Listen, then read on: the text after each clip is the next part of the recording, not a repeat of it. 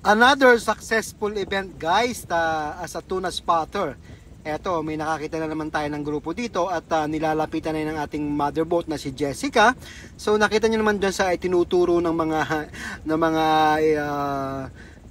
uh, sticker na yan kung nasaan yung grupo ng isda guys. So nagtatatlong grupo yan guys that time. So kaya yan ay unti-unting nilalapitan at nang sa ganon ay ma-assess ng ating fishing master kung paano didiskartehan yan mahuli lahat. So sa ganyang pagkakataon na paglabas medyo mahirap yan kasi medyo may distansya at lumalayo yung ibang grupo. So through using sonar guys na na ginagamit dito ng ating barko, ayan ay nakikita nila kung kakayanin ng abuti ng ating lambat. Kahit malaki ang lambat guys, ayan ay maaring hindi mahagip lahat kung ito ay ganitong distansya. Kaya naman, sabi ko nga, napaka high-tech at highly equipped ang ating mga fishing boats dahil sa international commercial fishing.